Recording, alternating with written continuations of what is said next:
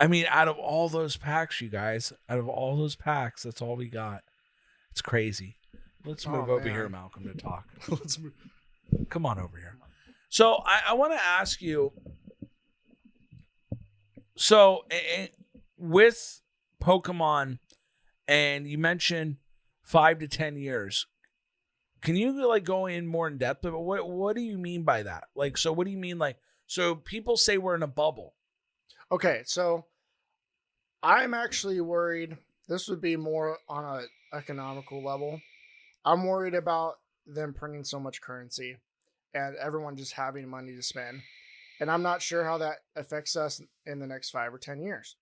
So if there's a point where people have better things to spend their money on than Pokemon, then that's a huge possibility. But that's not a bad thing. It's a bad thing in the short term. But in the long term, kids like eventually will come out. 2008 happened, and eventually we got out of it, and then the pandemic. You know what I mean? Yeah. There was a lot of good times in between there. In the next 10, maybe 20 years, the kids like Damon, they're gonna be like, "Oh man, Pokemon! I wonder if I can find those cards again," and they're gonna be shopping for them because things will keep going. Economy will keep booming. Yeah. But I think in the next 5 or 10 years, there'll be a stagnation or just people won't be interested. And that's just my opinion because I think that inflation is going to take over and they're going to Do you agree with Rudy from Alpha Investments where he says you can buy any Pokemon product now and put it away in 3 years, it'll be worth more money? I mean, that would be the standard mindset of it. But because I believe this him. is speaking from not thinking about the variables. So, but yeah, no, and because remember, he's a multimillionaire off of trading cards, primarily Magic, and he's done Pokemon, and he says it's that good of a market that he believes that any product, doesn't matter what it is, you buy it, you set it, you forget it, you come back in 3 years, and it's guaranteed gold. Well, if I see the market starting to die, I'm just holding on to the product until the market starts to come back. Yeah. As long as you own it, it's yours. Yeah. It won't be worth nothing. Yeah, I agree with you there. And so would you encourage, because I do, I mean, people, you can do what you want, obviously. Do you think people need to be buying Pokemon as an investment? I would advise it. I mean, some of it's more expensive than silver is. Yeah. I mean, if you have one graded card and it's worth $40, or it's worth 200 or 2,000 or even higher. I mean, the higher value is always going to be the higher value, but it'll be harder to get off of your chest, Yeah. So I think it's a great investment, especially Magic. Magic never be worth nothing. No, and that's Pokemon. the thing. The reason we started buying, we originally started with Magic because, and then Pokemon's the same thing. There is not one set in the history of Pokemon or Magic where it is less money than when it was released. Yeah. No, not one. I believe that. And also, one thing that I didn't like, I don't like the Yu-Gi-Oh does in some of these games, is that when a card is banned from play, it's not valuable anymore. I mean, sometimes if it's just collectible, Pokemon doesn't have that. Pokemon's always collectible. Yeah. It's your favorite guy or people you've had on your team. Yeah. Or, it just. Well, and that's what Magic lacks, because they wonder, Hasbro wonders, like, well, what's going on? How is it possible we're the oldest and the first? Well, it's because people don't have the connection with Magic the Gathering characters like they do Pokemon. And they can do, the best. I think the only way for them to really do it is if they do a movie or something like that. You know what I like is the Bob Ross cards. That was the Walking Dead cards. Yeah. They've done character cards. Yeah, Secret Lairs people have really that's one thing I don't get and I don't understand in the Magic the Gathering community. People like Rudy and some other people, they don't like the Secret Lairs, and I go, but you guys don't get it, is that the Secret Lairs are a massive long-term investment. Yeah. And what happened is that so many people sour taste in their mouth about it, they didn't buy the Bob Ross lands at the frequency. Well, now they're like double or triple the value. So And I guys think like those will stay valuable.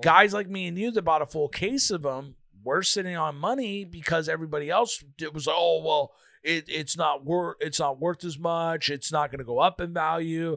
Well, now you want them, and Bob Ross ain't going away. I agree with you. I think like the things like Walking Dead, even after the season, Walking Dead's not going away. It's a legacy. Because the thing is that it's the Walking Dead verse, because they have 2 spin-off shows. They'll eventually have a movie. They'll have another show after, it's going to keep going. And then those will always be, valuable. And then also their legal cards. Oh, yeah. So you have, a fun fact about our office building is that there was a show called Z Nation, right? Z Nation. yeah, And there was which I love. It's a there was fantastic a guy that show. was building props for the show at our warehouse. Yeah. Isn't yeah. that crazy? It's so crazy. And he's like, yeah, I do props for this show. Z Nation. Have you heard of it? We're like, are you serious? yeah, I love that show. I insane. encourage all you listening, if you've not watched Z Nation, go watch it. Yeah. It's phenomenal. It's one of the best They zombie took shows. Zombies and they made it into a Walking Dead Comedy. Army of Darkness kind of a thing. Yeah, it was Like comedy. It was Evil so Dead. good. Yeah, it was so good. So funny. Really creative. Classic. Yeah, character Murphy Well, in yeah. there is great. But back to what we were saying, at the very least with Bob Ross, it won't be worth nothing.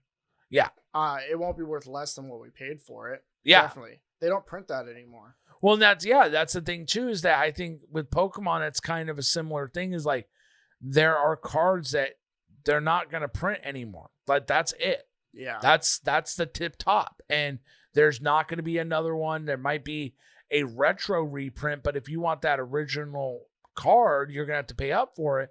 And I agree with you. As Damon gets older, Damon has kids, you're going to have Pokemon fandom's only going up. Like it's not like people are saying that love Pokemon today are waking up and say, I don't like Pokemon anymore. No. You might have some kids do that, but even then they'll come back to it eventually, because that's what we did. When we were kids, there was a good 2-3 years of peak Pokemon. Mm-hmm. And then it was lame to be a fan of Pokemon. I remember getting picked on for still liking it. We're in high school all playing. Me and Brian were playing Pokemon or Game Boys, and we're considered losers because, we moved on to bigger and better things like sports and violent video games. Hey, we're doing that too. Yeah. We like a Pokemon Ruby come yeah. out, and we're all playing that because it was fun. So, pop culture has had this amazing peak. Since we've grown up, where all the things that you got considered, a loser nerdy and stuff like that. is huge. Everyone's in on it, and that's the best thing for any of this fandom, because what you want to keep maintaining nostalgia, is the demand. Well, then the nostalgia, you want to keep it. You want to lure people back in by it being something you remember. Yeah. Like if they never printed, like let's say Pikachu was only printed in the original set and that's it. Well, then it's like that people aren't going to come back because there's no Pikachu in the new set. So you want to keep that nostalgia, so when people do come back into it, like people like me and you, and looking at it, loving it, we're going to go ooh and ah and look it up. And we got the games now, and so it's good for Nintendo. It's good for the market.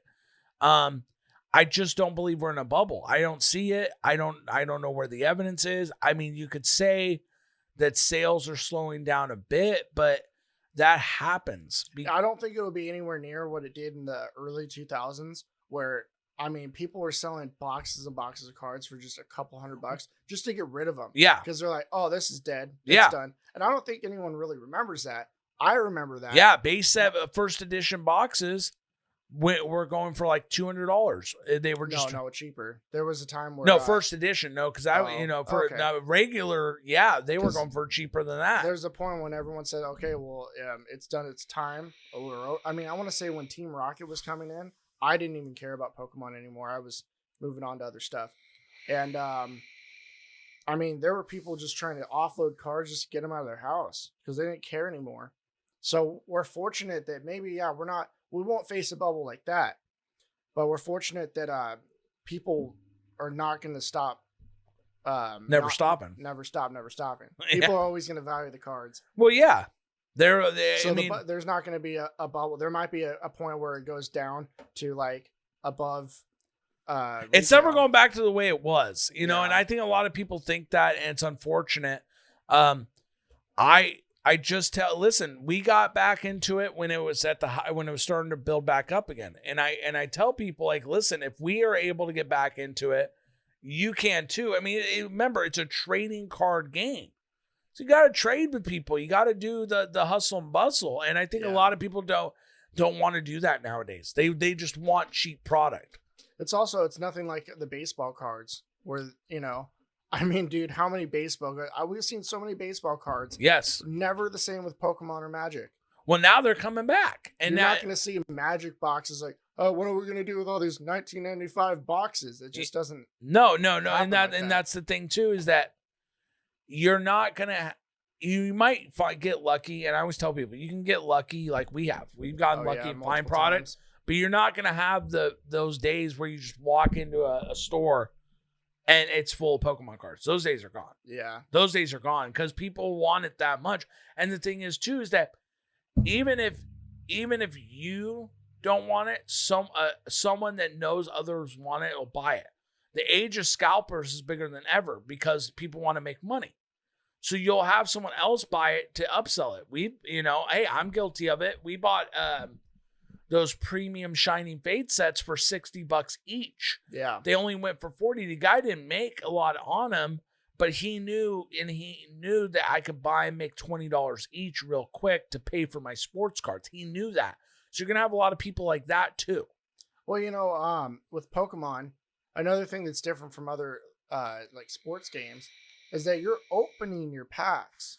So it's a great market if people are buying, if people have the money for it, they'll buy stuff and keep it sealed. But then a lot of people are just opening. I mean, there's entire channels where they're just opening. Yeah. So you're keeping a good balance of sealed product valuable because it's rare. They're not reprinting it. And also you have so many cards being opened because people are grading them. It's just there's not an abundance of everything. Everything's pretty much its own market, you know? Yeah. Well, and that's the thing too, is that Pokemon is like insulated. Like Pokemon's not, and that's the thing I think with sports cards, like you'll have football cards and basketball cards. Yeah, they're two different sports, but they're kind of interlinked. Versus Pokemon's its own thing.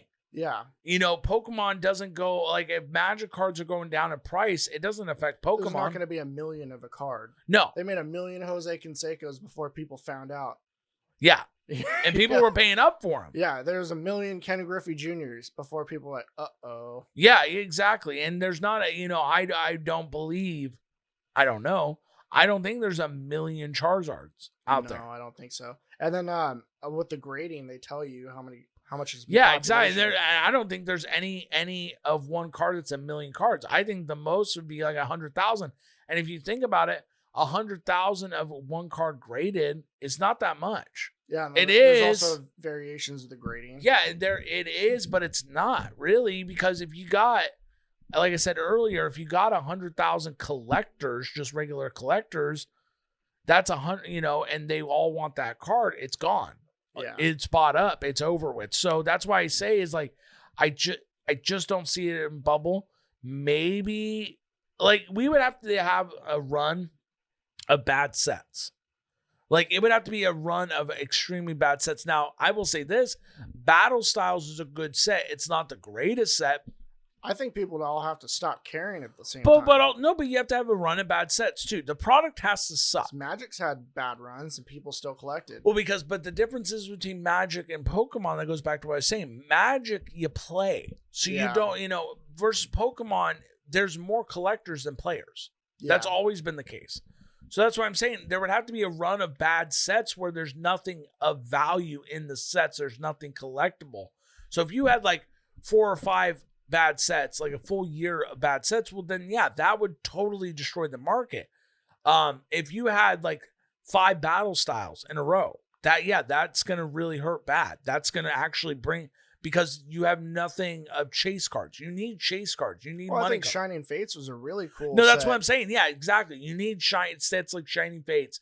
And it's good that Battle Styles has like the Phoebe and stuff like that, because that's... Yeah, but we can also use ourselves as an example. We didn't care about any of these packs until the resurgence. Well, yeah. I mean, of course not. I mean, I'd say at the e-reader set after that, I didn't care about any of these cards. Yeah. Well, and that I think a lot. It wasn't anything personal. Just I didn't have. Well, and there was a lot of cards that we sold early on in our business. We sold a lot of first edition foils. I mean, stuff that would have been worth a lot of money, lot of money, like not just little money, like thousands of dollars. And I mean, and do I regret it? Yeah, but not really, because at the time, height of the market, we thought this is it. We're 20 years out from from when Pokemon came out. Well, why would it go up now? Now, if you want to think about it, if you want an example of what a possible bubble would be, it would go back to those prices. But I can't see that happening. No, I just don't either. I mean, that would be such a crash. We're selling fossil packs for what, $25 a pack? Yeah, something like that. 25, 30 bucks. What's a fossil pack go for now? 150? 150, 200 bucks? I think 200 bucks. Yeah. So imagine selling packs $25, $30 a pack. Yeah. I don't think it's going to be like that. And that's what it was back in 2017. And people don't realize, and that wasn't that long ago, but it's never going back to those days. No. I wish we would have kept some of the product, and we kept a couple things. We kept some base set stuff and some other things, but I mean. But that market was the same for a long time. We're talking about like 5 years of our business, nothing changed. All of a sudden, boom, prices skyrocket. Yeah. But also, people have money to spend right now. The economy is, questionable, but it doesn't mean people have money in their pockets.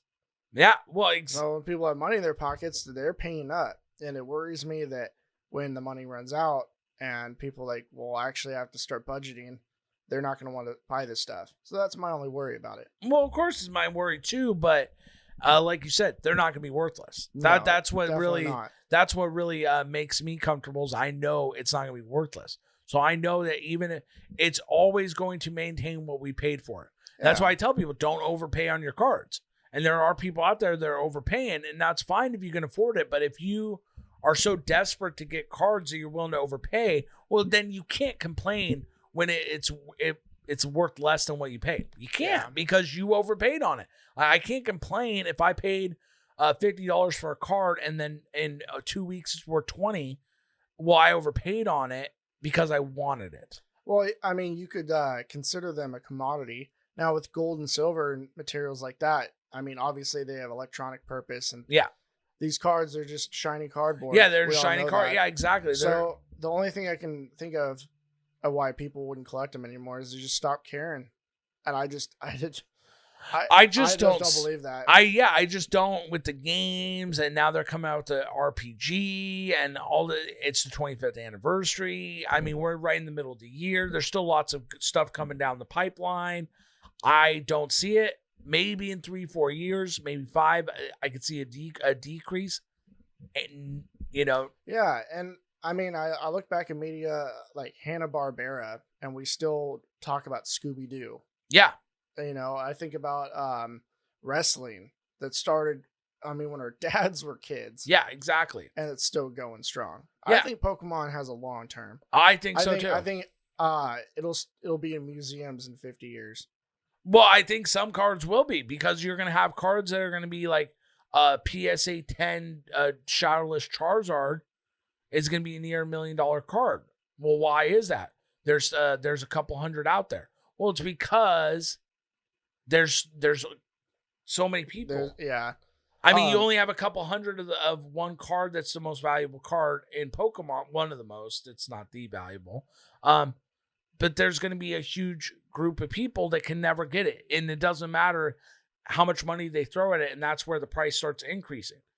I worry about Magic just in the sense of I'm not a fantasy person. So there was no draw for me to play other than my friends played it.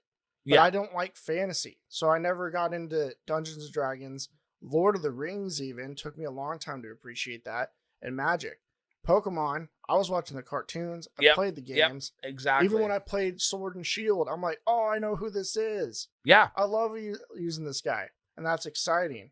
And Magic, the only thing that worries me is that people just lose interest in fantasy maybe. But there's still going to be players. Yeah, exactly. Well, yeah. But I think Pokemon is going to outlast all of them in 50 years. Well, no, Magic's not going anywhere ever. Magic and Pokemon will be the long-standing. Because Yu-Gi-Oh is run like a mafia. Yeah. And Yu-Gi-Oh, I mean, they don't. What media do they have? They had the cartoon. It's been over for over a decade. Yeah, exactly. No, well, I guess GX. But Yeah. Well, and Yu-Gi-Oh is more of a Japanese-based game. like Damon's not watching Yu-Gi-Oh. No, but it's a Japanese-based game too. As people forget that a lot of these games are more popular in Asia than they are in the United States. Yeah. Oh But yeah, the tournaments are still going on. It's just it became a bro community, the Yu-Gi-Oh community. That's what I've heard, at least. well It's yeah. become a lot of bullies and a lot of weird people. Well, I can believe it because it's not a big community like it used to be, Yeah. and that's the thing. When something's not as big as it used to be, then the bros Yeah. stay. You know, so But Pokemon, they still keep making movies. Oh, yeah. Still keep making cartoons. yeah, it came out of the That movie Pikachu this year. movie, Detective Pikachu. Yeah, was huge. Huge. Massive. They're gonna Think keep that Logan making them. Paul has more clout than that movie. Think about that. Yeah. That means Logan Paul has more clout than Ryan And Reynolds. Logan Paul was the best thing that could have happened. Maybe the worst thing. The worst thing for the players. Well, I'm sorry, players. yeah, it's for the players, you know, and then people say, "Oh, for the collectors too." No, it's not, because your collections just went up 10x. Yeah. You could say, "Well, I was wanting this one card." You should have got it then, dude. Oh, I was saving money for it. That's name of the Yeah. game. You should have got it. Yeah, because when we go in the shops, we just throw 10-year-olds aside. Get the hell out of my way. I'm getting this box. I'd share with you. But Well, you got 5 boxes. yeah. No. Yeah, they're right. mine. No, we're so generous. Yeah, You we know, are. we're at storage. Hey, we've done it so many times now. But yeah, I don't, you know, just to finish it up here, folks, I just don't see it as a bubble. Malcolm doesn't either, obviously. No, I don't think so. And I think the best thing you can do right now is don't miss opportunities because you think prices are going to go down, because they're going to go up. I would definitely, if you wanted to collect one thing, just buy graded cards and get a good deal on them. Yep. Because then they're in little time capsules Yep. and they'll be good forever. And you could lock them away. And my thing's sealed product. Sealed. You know, sealed, put it aside. Don't open it. I mean, the worst graded cards we ever had were graded baseball cards that no one cared about. They still sold. They were all PSA 10s. And They still sold. They still sold. So yeah, At the very least, they sold at the value that they got graded for. Yeah, exactly. So, well, we love you guys. Hopefully you enjoyed this. Please like and subscribe, and we'll talk to you guys soon. Hey, take care, everyone.